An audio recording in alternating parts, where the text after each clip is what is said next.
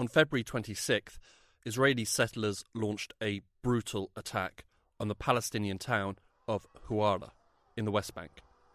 They rampaged across the area, setting fire to cars, businesses and homes. As the fires from these attacks lit up the night sky, one Palestinian resident spoke to reporters. What is happening is the burning of an entire village. This is what the settlers do. Dozens of shops and dozens of houses are broken and burned. The horrific attack by settlers had been preceded by an increased number of violent incursions by Israeli soldiers into the West Bank that had resulted in numerous civilian fatalities. While some in Israel condemned the pogroms, Israeli finance minister and far-right extremist Bezalel Smotrich called for the erasure of the town of Huwara by the state. This appalling incitement was heard in the US and prompted a response by the US State Department. US State Department spokesman Ned Price spoke to reporters on March 1st. These comments were irresponsible, they were repugnant, they were disgusting, and just as we condemn Palestinian incitement to violence, we condemn these provocative remarks that also amount to incitement to violence. We call on Prime Minister Netanyahu and other senior Israeli officials to publicly and clearly reject and disavow these comments. But the US did not feel outraged enough to prevent Smotrich from travelling to Washington, D.C. to speak at a conference. This week, we're looking at the state of US-Israeli relations. How have relations between the two countries changed? Does Israel still enjoy unwavering support among Jewish Americans? And will the US stick with an increasingly far-right and openly racist government? I'm Hugo Goodridge, and this is the New Arab Voice.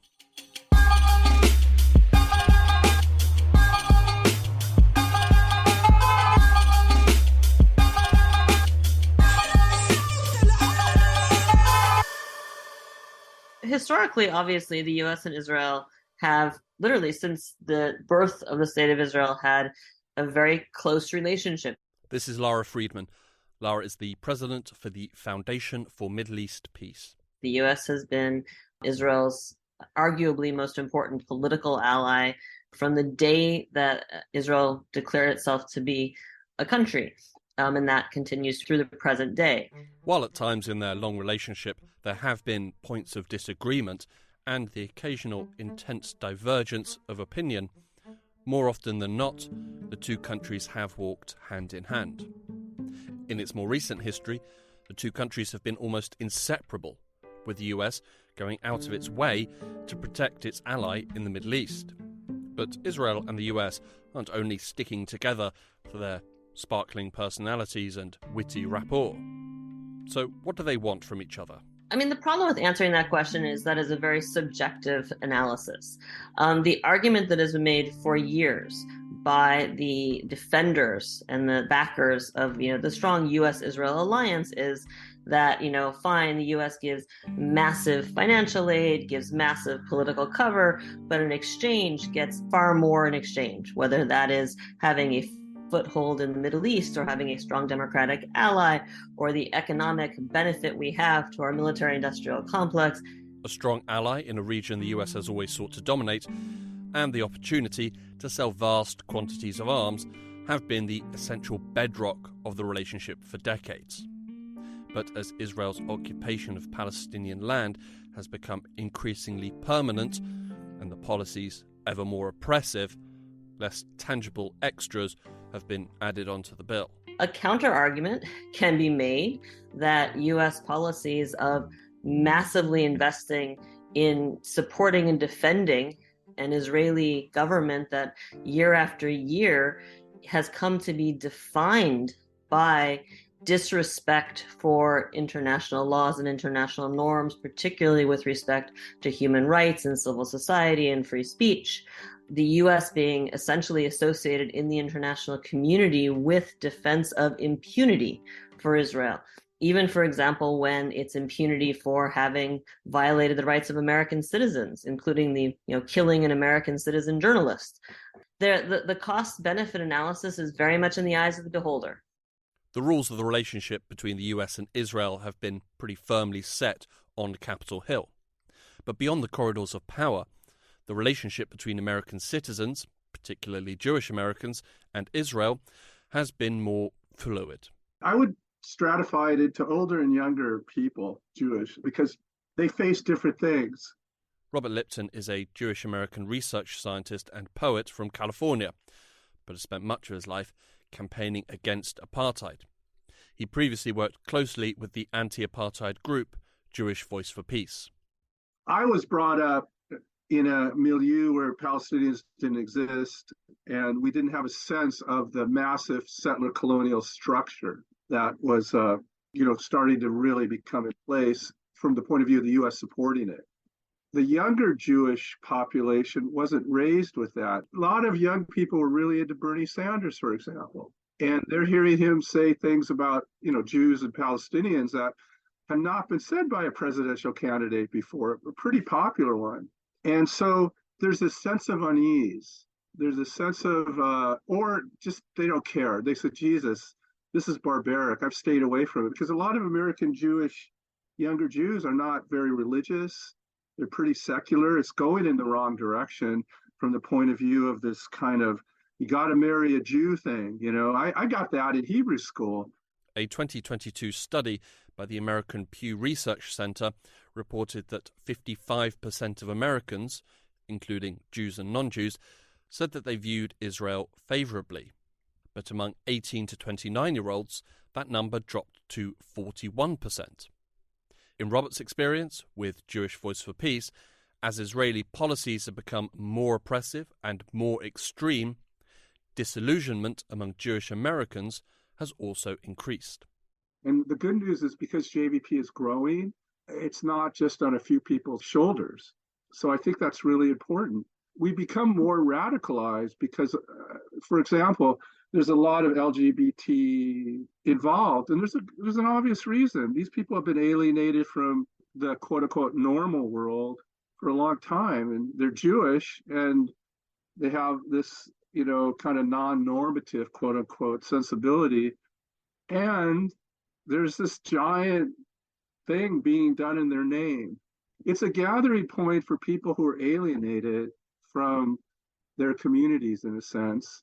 And that's what happened initially. We had a lot of alienated Jews who said, I don't know where to go. Where can we go? There wasn't an organization. There were older organizations that had disappeared, dissipated and such. But JVP was, at that time, the only game in town. Throughout his long involvement in the anti-Zionist movement, Rob has seen how it has grown considerably in the US, although not yet become dominant. But the struggle against Zionism doesn't only lie with American Jews. It is, of course, the Palestinians who feel the effects of these racist policies, and Palestinian Americans have faced an uphill struggle when it comes to getting their voices heard. I'm Palestinian myself. My family comes from the West Bank, and I think having been born and raised in the West as part of the Palestinian diaspora, I can remember a day when, I would go up and identify myself as Palestinian, and I would be miscorrected, or folks would not know what it meant to be Palestinian. And I remember at times I would have to explain to them that I was Middle Eastern, in which part of the world I was coming from, and many would then respond with, are you saying you're Israeli? This is Iman Abed. Iman is the Director of Advocacy and Organising at the US Campaign for Palestinian Rights. And so I think from a very early on age, I started to realize that folks aren't quite aware of our own identities, let alone our nationality. And so as I kind of started probing that over time and started becoming a little more firm in one's identity as one does when they grow, I started to realize that it wasn't just some sort of misunderstanding or miscorrection, that I think that folks here in the West just weren't quite sure of what was really happening. One issue the US Campaign for Palestinian Rights has found is that people can find the complexities surrounding the occupation difficult to grasp. Or rather, Israeli propaganda efforts to frame the occupation as a complicated issue in the hope of dissuading interest and avoiding scrutiny have been highly effective. I think due to that overcomplication, I could say that at one point, folks, weren't quite aware of what was happening. Now, as the last few years have gone by, specifically around the intifadas that have popped up in our, modern day society, as folks can now reflect on in the last 20 years, I think something has definitely changed. And so we are starting to see here across the US a better understanding, at least an awareness of what is happening, to the point that folks are starting to call it more so an occupation than it is just this weird political conflict, which oftentimes folks, define it as, which is actually really derogatory, especially when we're talking about a staunch military occupation that has been ethnically cleansing Palestinians for the last 75 years. For groups like the US Campaign for Palestinian Rights, they welcome a change of opinion or a greater understanding of Israel's occupation and the nature of Zionism. And we are starting to see a huge transition, and a larger percentage of Jewish Americans are starting to actually become more anti-Zionist and anti-occupation, which is extremely critical for those of us who are trying to bring more awareness to the issue. Since, oftentimes when we talk about Zionism, it's inevitable that the concept of being Jewish also comes up, as we understand Zionism is about the creation of a Jewish state. And so as we see this rise across Jewish communities, we're bringing light to that because it's also really important for those Jewish communities to take the positions that we Palestinians who have faced the occupation have taken for as long as we've all existed. There's a really great opportunity ahead of us because we are starting to see that transition. More folks are becoming aware. And I think it's actually been very helpful to us in trying to bring more attention on what's happening in Israel-Palestine. There's massive changes. They're small in the aggregate, but relative to where they started from, yes, there's far more comfort level with saying I'm anti-Zionist or I'm non-Zionist. No Zionism, right? And equating that with a kind of a racial violence. That's easier to support given our own history of racial violence. It's hard for Jews, though, because we're so ensconced in this Zionist rhetoric. But when you think about it, Zionism isn't a belief system, it's a power system. This is an opinion that is starting to show signs among another US group who also have a strong traditional support for Zionism. Lara Friedman again. I talked to friends of mine working on who follow Christian evangelical trends. And here we're talking about the evangelical Zionists. There are Christian evangelicals who are not hardline Zionists. But amongst evangelicals, amongst younger evangelicals, there's likewise a slippage in this sort of knee-jerk support for Israel.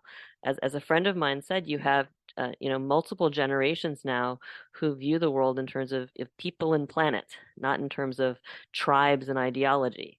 And if you're concerned about people and planet, the idea that there is an Israel exception to every single rule, every single argument about human rights and civil rights and anything else, it doesn't sit very well. More Americans are waking up to the true nature of the military occupation, questioning the value of the US relationship, and publicly rejecting the ideology of Zionism.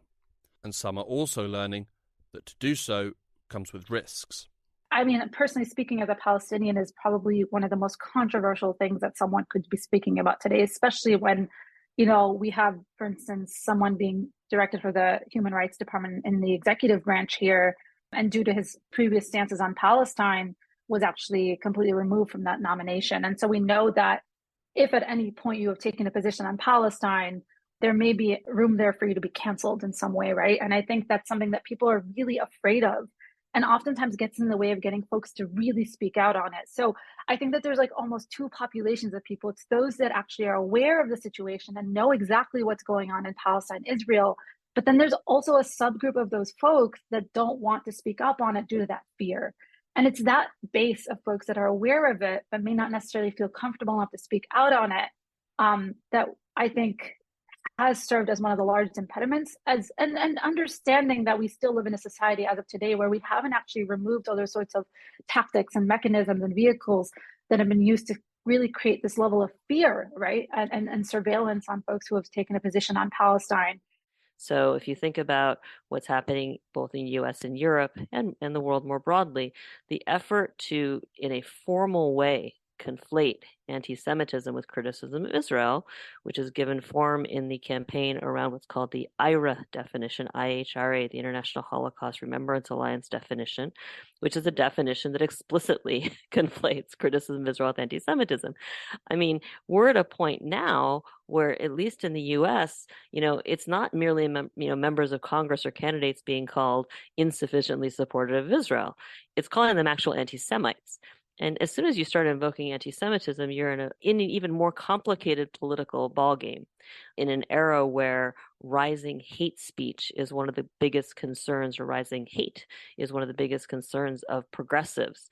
And that includes actual anti-Semitism, right? We have actual anti-Semitism surging in the United States. People who hate Jews because they are hostile to Judaism, they are racist against the Jewish people, and they wish ill, if not direct harm and violence against the Jewish people. That's real, right? So once you start invoking anti-Semitism as code for that, but also as code for criticism of Israel, you're putting candidates and parties in a very challenging position. The Jewish Voice for Peace, by virtue of its existence, is a kind of protection. You're not just on your own being accused of that. There's a group of us. Initially, when you hear that, I can't tell you, Hugo, how many times people would tell me, you're really not a Jew, like nice old grandmas and stuff. You're really not Jewish. On your own, you hear that and you go, wow, that's awful. Maybe I'm wrong. Maybe my thoughts are crazy, but if you have an organization that's developed, has material, has tried to go through a process of internal strengthening and trying to make itself coherent, there's a lot of support there. So that's the organization is kind of the answer in a sense.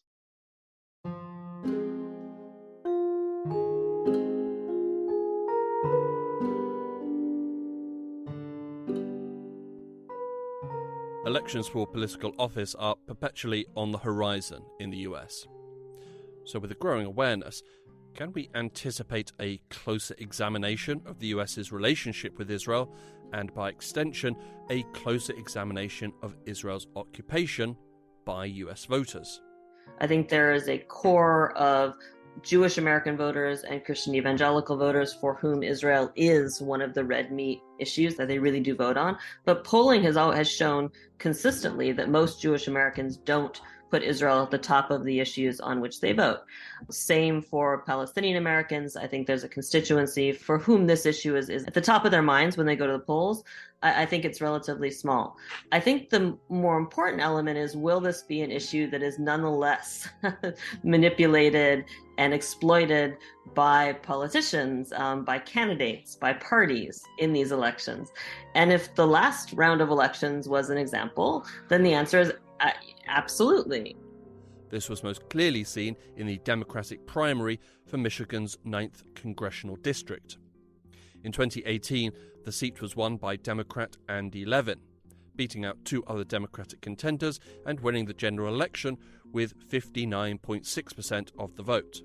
In 2020, he won again with 57.8% of the vote. 2 years later, he faced another Democratic primary, but this time he lost. During his time in office, he had angered the powerful American Israel Public Affairs Committee, or AIPAC.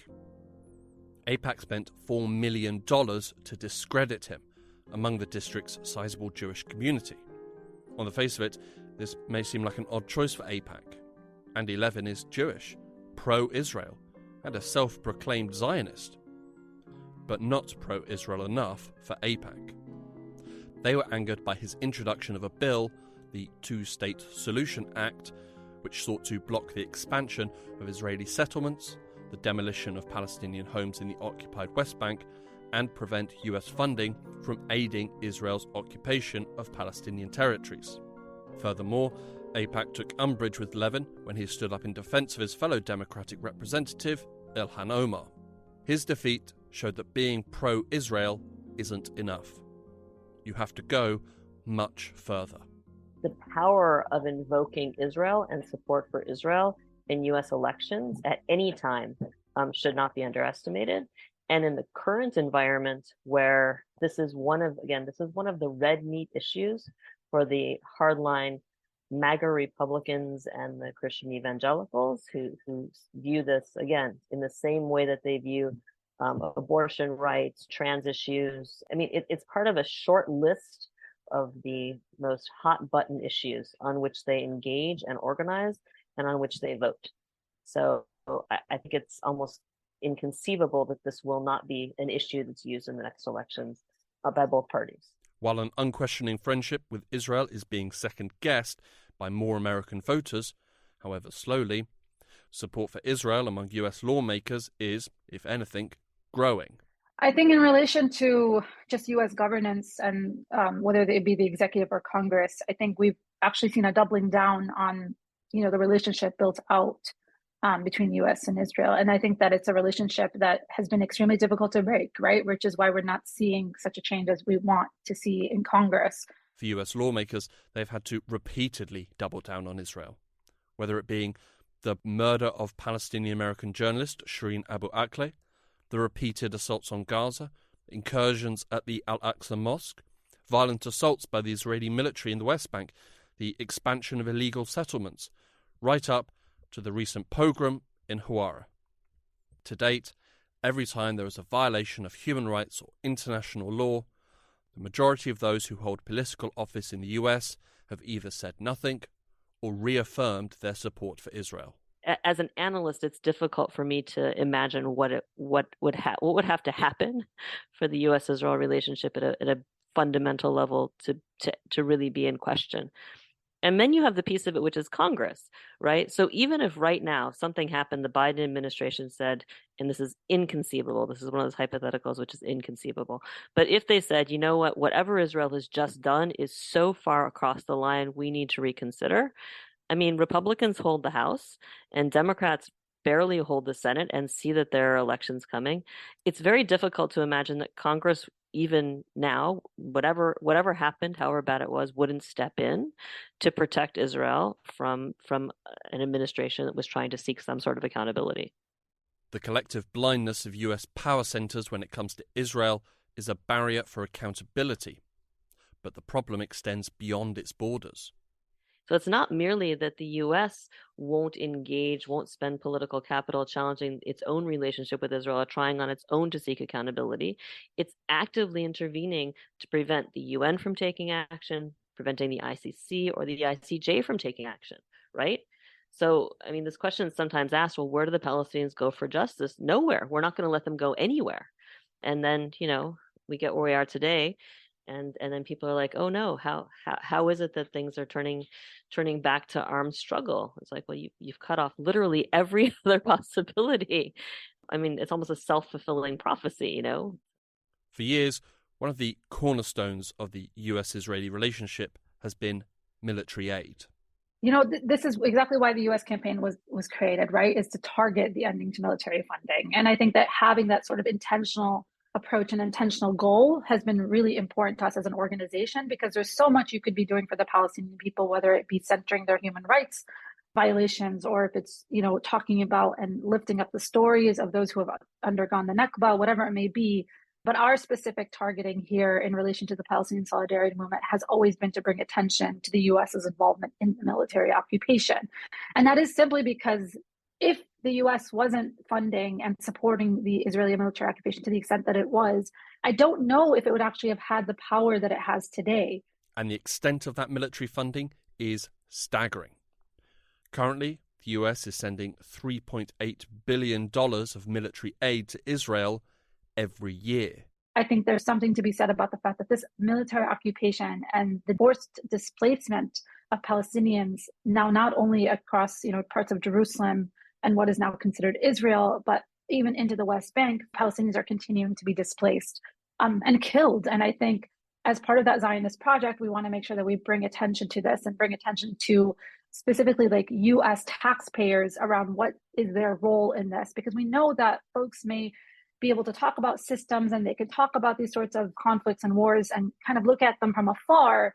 But it's really important to actually bring back our own personal involvement in these sorts of things. And as you can imagine, I myself I'm a U.S. citizen, right? Like, and I pay taxes, and like, what a weird complexity to be in, knowing that I am in some way also participating in this, and I think it's understanding that we have a role to play in this, and it's really important for us to be able to influence our Congress and our members of Congress to take a position on this and actually end these sorts of this military funding.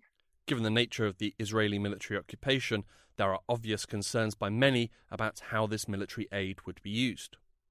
Although not a concern for the US government, who attach no conditions to the military aid.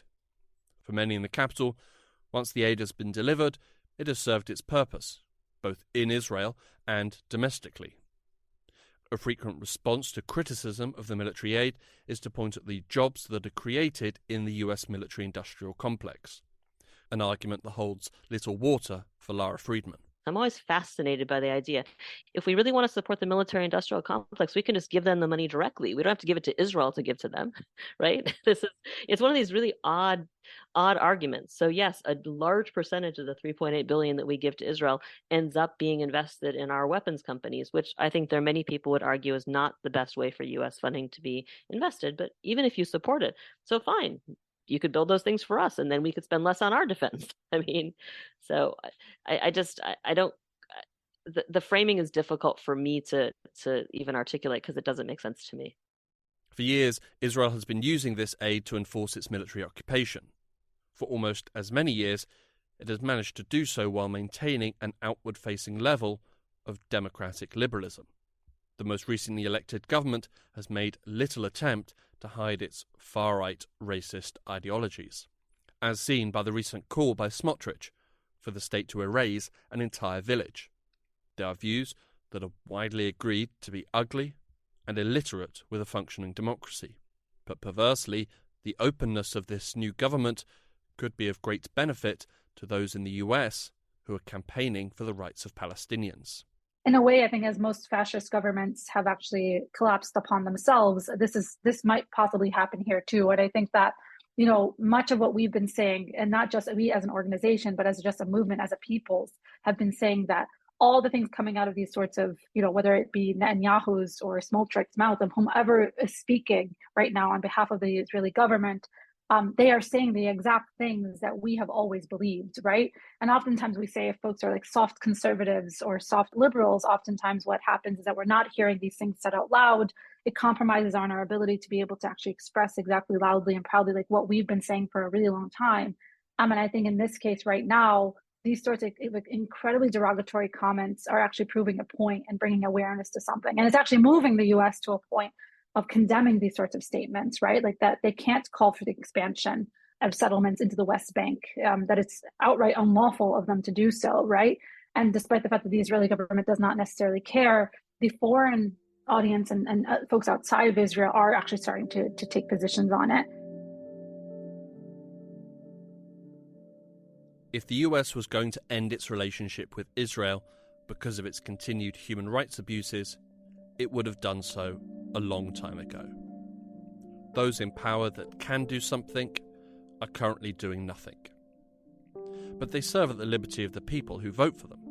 And each day, more people are seeing what an apartheid system means, and in some cases, what policies are being carried out in their name. Many of these questioning people in the US are younger voters, and the voters of tomorrow. A critical mass is building. Beginning of the conversation is the end of the conversation. We just got to keep at it. Nonviolent social justice movements have always taken a long time, for the most part. And the dirty secret about Israel now, it hasn't been that long.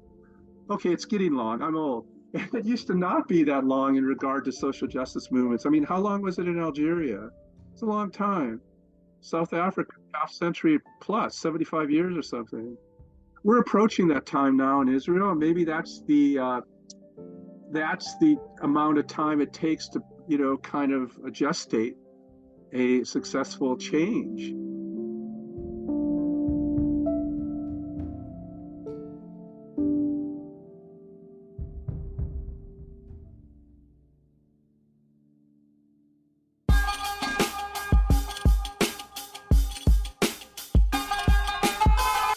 This episode of The New Arab Voice was written and produced by me, Hugo Goodridge. Our theme music was by Omar El Phil.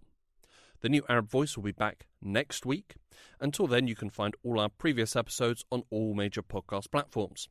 You can also check out our Instagram page and Twitter account, both at The New Arab Voice, for additional content.